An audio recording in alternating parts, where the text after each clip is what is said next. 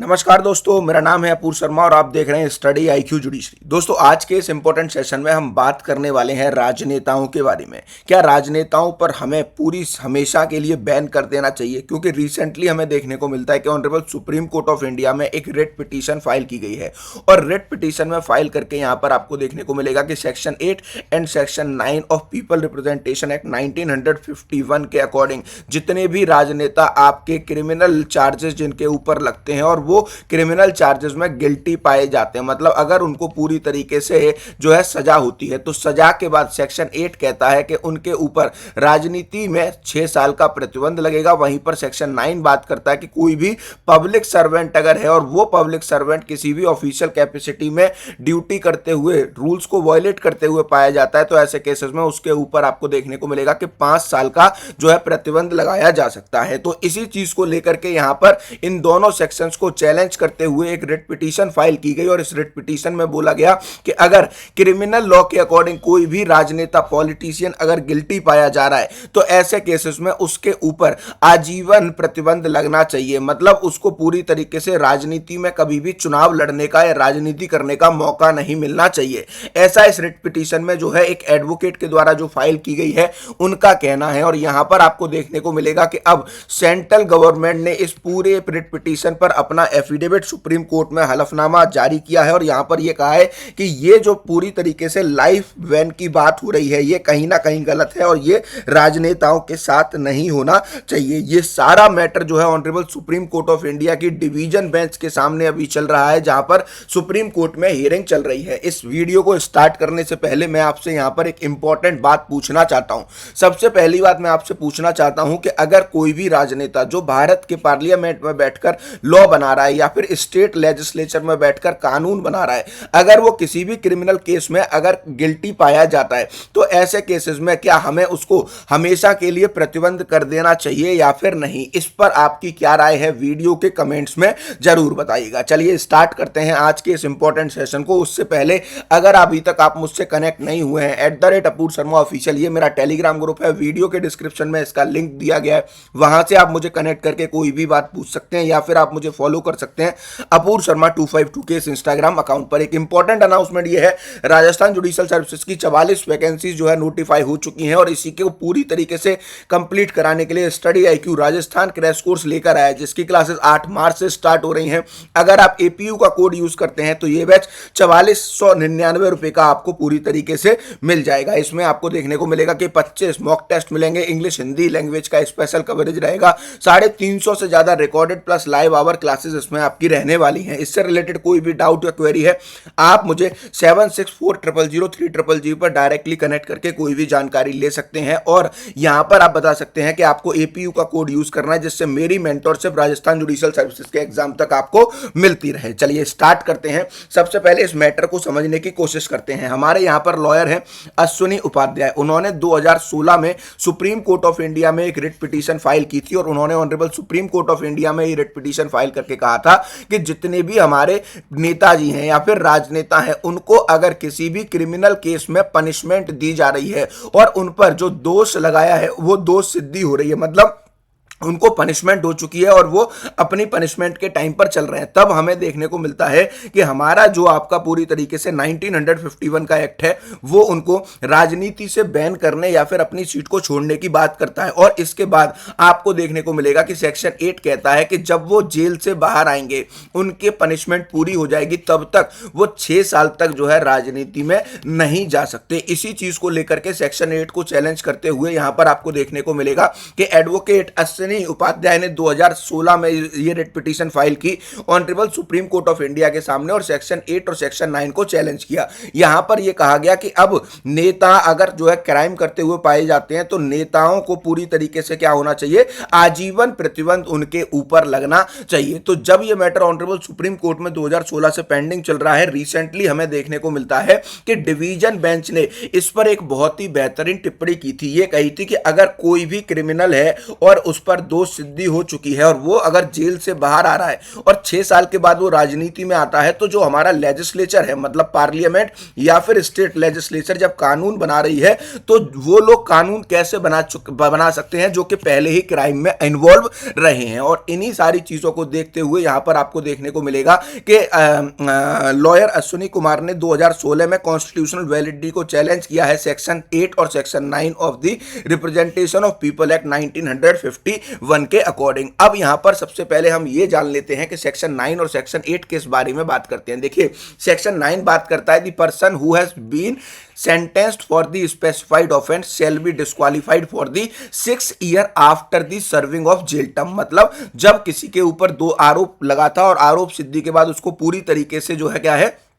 6 साल मतलब जेल में भेज दिया गया। जब वो जेल से बाहर आएंगे तो 6 साल तक उनको पूरी तरीके से क्या करना होगा, 6 साल तक उनको जो है जेल में ही रहना होगा। और जेल में रहने के वो 6 साल तक वो जो है जब जेल से बाहर आ जाएंगे तब वो जो है कोई भी इलेक्शन नहीं लड़ सकते और राजनीति नहीं कर सकते। ये जो है सेक्शन 8 है जिसको चैलेंज किया गया था। सेक्शन 9 की अगर हम बात करें तो कोई भी पब्लिक सर्वेंट है जिसको करप्शन के केसेस में या डिसरॉयल्टी ऑफ स्टेट के लिए जो है डिस्क्वालीफाई किया जा रहा है, तो ऐसे केसेस में जब से उसका डिस्क्वालिफिकेशन हुआ है तब से वो 5 साल तक के लिए जो है क्या नहीं एलिजिबल नहीं होगा। अब इन दोनों ही प्रोविजंस को पूरी तरीके से पिटिशनर ने चैलेंज किया और यहां पर एडवोकेट अश्विनी का यह कहना है कि अगर सेक्शन 8 और 9 के अंदर डिस्क्वालिफिकेशन हो रही है तो इन सब राजनेताओं पर और पब्लिक सर्वेंट्स पर क्या होना चाहिए, हमें पूरी तरीके से लाइफ टर्म बैन लगा देना चाहिए। इनको दोबारा राजनीति में आने का मौका नहीं मिलना चाहिए। ठीक है, तो जब recently honourable supreme court of India ने सेंट्रल गवर्नमेंट को कहा कि बहुत दिनों से यह मैटर आपका जो है लंबित पड़ा हुआ है, अब आप इस पर अपना जो है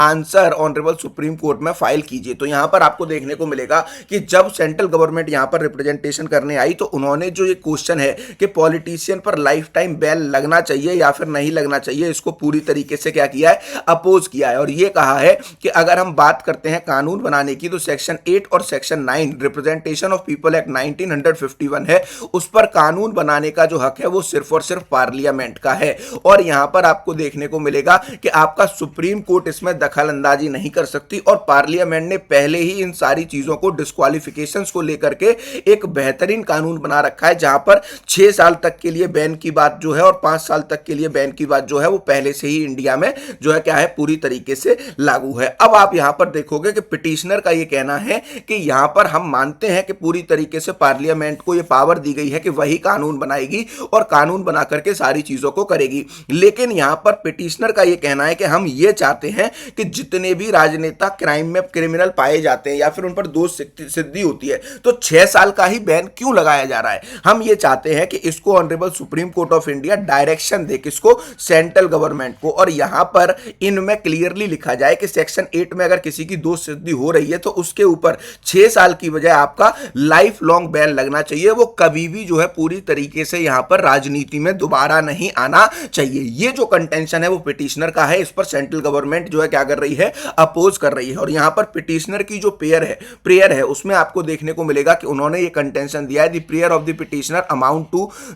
रीराइटिंग ऑफ द स्टैट्यूट और directing the parliament to frame the law in a particular manner which is wholly beyond the power of judicial review. ठीक है, it is a trite law that the court can not direct the parliament make a law और to legislature in a particular way. ठीक है, तो यहां पर आपको पूरी तरीके से ये सेंट्रल गवर्नमेंट का कहना है कि हम जो पिटिशनर है वो पूरी तरीके से गलत अथॉरिटीज को जो है क्या कर रहे हैं, पूरी तरीके से यहां पर जो है लेकर आ रहे हैं और यहां पर सुप्रीम कोर्ट की ये पावर नहीं है कि वो जो है सेक्शन 8 को अमेंड कर सके। ये सेक्शन 8 और सेक्शन 9 का जो डोमेन है जिसको अमेंड करने की बात की जा रही है वो सिर्फ पार्लियामेंट के पास है, क्योंकि पार्लियामेंट के द्वारा लाया गया ये 1951 का कानून है और तब से ये ऐसे ही चला आ रहा है और यहां पर हमें किसी भी तरीके से देखने को नहीं मिलेगा कि ये जो है हमारे कॉन्स्टिट्यूशनल के जो है वायलेशन में है या फिर अनकॉन्स्टिट्यूशनल प्रोविजन है। तो यहां पर ये सारी चीजें honourable supreme court of India में चल रही हैं, लेकिन जो लास्ट हियरिंग जब हुई थी आपको देखने को मिलेगा 2 जजेस बेंच यहां पर सुनवाई कर रही है, जिसमें justice Dipankar Datta and the justice Manmohan ji इस पर पूरी तरीके से मैटर को सुन रहे हैं। और सुप्रीम कोर्ट में ये मैटर है जहां पर लास्ट टाइम जब यूनियन ऑफ इंडिया मतलब सेंट्रल गवर्नमेंट का रिप्रेजेंटेशन करने के लिए एडवोकेट आए थे तो बेंच ने एक बहुत अच्छा रिमार्क दिया था। The bench remark during the hearing the criminalisation of the politics was serious issue. उन्होंने ये कहा कि जो ये क्रिमिनलाइजेशन है पॉलिटिक्स में ये बहुत ही ज्यादा सीरियस इशू है। इसी वजह से आपको देखने को मिलेगा कि हमारे इलेक्शन कमीशन ने गाइडलाइंस इशू की थी और इलेक्शन कमीशन ने कहा था कि जिस भी पार्टी के जितने भी मेंबर्स हैं या फिर वो लोग जो कि पार्टी को पूरी तरीके से ज्वाइन कर रहे हैं, तो उन पॉलिटिकल पार्टीज को क्या करना होगा, पॉलिटिकल पार्टीज को पूरी तरीके से सारी डिटेल्स अपने नॉमिनेटेड सेलेक्टेड की और इलेक्टेड सदस्य की पूरी तरीके से क्या करना होगा, पब्लिक को बतानी होगी कि कितने की प्रॉपर्टी है, कितने क्रिमिनल केसेस हैं, कितने क्रिमिनल केसेस में उनका कन्विक्शन हुआ है, कितने पेंडिंग चल रहे हैं, हर चीज आपको पब्लिकली बतानी होगी। और इसी वजह से जो है सारी पार्टियों के जितने भी मेंबर हैं उन पर जितनी भी पूरी तरीके से जो है क्या होती है आपकी पेंडेंसी, मतलब केसेस की पेंडेंसी या केसेस फाइल किए गए हैं या फिर एफआईआर रजिस्टर हुई है, उनका हलफनामा जो है पूरी तरीके से यहां पर हर पार्टी देती है। लेकिन इस रूल को स्ट्रिक्टली फॉलो नहीं किया जाता और इसी वजह से हमें देखने को मिलता है कि भारत की अगर पॉलिटिक्स की बात करें तो अगर हम अपने लोकसभा और राज्यसभा की बात करें तो यहां पर आपको देखने को मिलेगा कि हमारे यहां 50% पॉलिटिशियन ऐसे हैं जिन पर क्रिमिनल चार्जेस लगे हुए हैं, मतलब जिनके ऊपर क्रिमिनल केसेस फाइल किए जा चुके हैं। और एक एक नहीं, एक एक राजनेता पे आपको देखने को मिलेगा कि 8 से 10, किसी किसी पर तो 20 से लेकर के 50 क्रिमिनल केस भी फाइल है, फिर भी वो भारत की एक्टिव राजनीति में पार्टिसिपेट करते हैं और हर एक चुनाव को लड़ने की उनको इजाजत दी जाती है। तो इन्हीं सब चीजों को रोकने के लिए यहां पर honourable supreme court of India में पिटीशन डाली गई है और ऐसे लोगों को जो कि राजनेता हैं उनके ऊपर कोई भी क्रिमिनल चार्ज प्रूव हो गया है, उनको जेल हो गई है, तो जेल के बाद 6 साल नहीं पूरे तरीके से लाइफ टाइम उनको जो है जेल में रखा जाना चाहिए, ऐसा यहां पर जो है आपके पिटीशनर का कहना है। अब इन सारी चीजों पर आप लोग क्या सोचते हैं, क्या ये पिटीशनर बिल्कुल सही बात कह रहे हैं और जो ये एडवोकेट अश्विनी है उनका ये कंटेंशन सही है और क्या सुप्रीम कोर्ट को इस पर फैसला देना चाहिए और ऐसे राजनेता जो कि जिन पर क्राइम सिद्ध हो चुका है, जिन पर जो है चार्जेस लगे थे वो प्रूव हो चुके हैं, जिनको जेल जाना पड़ रहा है, उनको दोबारा से राजनीति करने का मौका नहीं मिलना चाहिए। इस सब पर आपके क्या विचार हैं और आप क्या सोचते हैं, वीडियो के कमेंट्स में जरूर बताइएगा। दूसरी इंपॉर्टेंट बात, बेंच ने यहां पर ओरली ऑब्जर्व किया था, अपना ओरल रिमार्क दिया था that there was an element of the conflict of interest as the politician themselves they are making the law. और यहां पर जो सबसे इंपॉर्टेंट बात सुप्रीम कोर्ट की डिवीजन बेंच ने कही कि अगर हम इस पूरे सिनेरियो को देखें तो मान लीजिए एक व्यक्ति जो राजनेता है उसके ऊपर क्रिमिनल चार्जेस लगते हैं, ट्रायल के बाद उसको जेल भेजा जाता है, जेल से जब वो बाहर आता है 6 साल के ब्रेक के बाद जब वो राजनीति में आएगा और मान लीजिए वो जीत करके सेलेक्ट होकर के पार्लियामेंट का सदस्य बन जाएगा, तो वो उन कानूनों को बनाने में बहुत ही इंपॉर्टेंट रोल प्ले करेगा जो कि पार्लियामेंट पास करेगी। तो ऐसे लोगों को क्या हमारे यहां पर जो है कानून बनाने का अधिकार होना चाहिए या फिर नहीं, इस पर भी सुप्रीम कोर्ट ने यहां पर सेंट्रल गवर्नमेंट से जवाब मांगा है। लेकिन सेंट्रल गवर्नमेंट का यहां पर यह कहना है कि जो प्रोविजन बनाया गया है वो बिल्कुल सही है और किसी भी राजनेता पर जीवन भर का, उम्र भर का लाइफ टाइम बैन लगाना पूरी तरीके से कहीं ना कहीं इनजस्टिस है। इसी वजह से ये प्रावधान हमारा यहां पर बिल्कुल सही है और ये कॉन्स्टिट्यूशन का वायलेशन नहीं है। ये पूरा मामला आपको कैसा लगा और इस पर आपके क्या विचार हैं? क्या आप किसी भी ऐसे राजनेता को जानते हैं जो कि अभी एक्टिव पॉलिटिक्स में है और वो कहीं ना कहीं जो है स्टेट गवर्नमेंट या फिर आपके सेंट्रल गवर्नमेंट में जीते हुए हैं और उनके ऊपर भी क्रिमिनल केस लगे हुए हैं? इस सब पर अपनी राय, अपने कमेंट्स वीडियो के डिस्क्रिप्शन में जरूर बताइएगा। अब इस केस का अगर हम बात करें तो नाम है Ashwini Kumar Upadhyay versus Union of India and others, writ petition number 699/2006। 2016 से ऑनरेबल सुप्रीम कोर्ट के सामने ये मैटर रखा जा रहा है। इस मैटर को देखिए आपके 9 साल लगभग हो चुके हैं, मतलब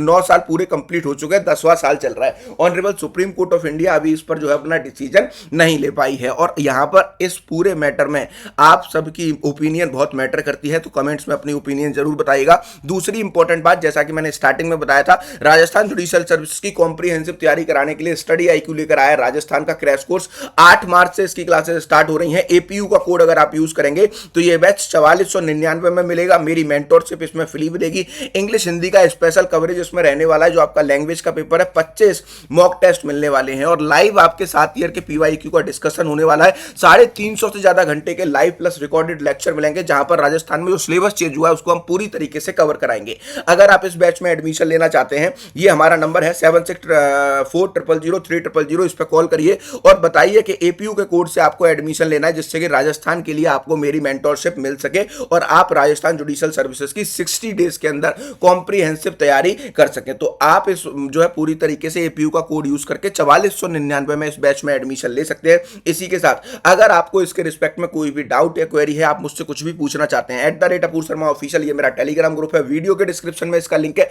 वहां से आप मुझे कनेक्ट करके कोई भी जानकारी ले सकते हैं, या फिर आप मुझे अपूर शर्मा 252 के इस इंस्टाग्राम पर भी मैसेज कर सकते हैं। इन दोनों ही सोशल मीडिया हैंडल्स पर मैं हमेशा आप लोगों के लिए अवेलेबल रहता हूं। वीडियो पसंद आया हो तो लाइक कीजिए और शेयर कीजिए उन सारे लोगों के साथ जो कि इस राजनेता वाले लाइफ टाइम बैन से सहमत करते हैं और इनको जो है पूरी तरीके से पूरी जीवन के लिए जो भी क्रिमिनल पाए जाते हैं राजनेता, उन पर बैन लगवाना चाहते हैं। मिलते हैं नेक्स्ट वीडियो में। Thank you for watching.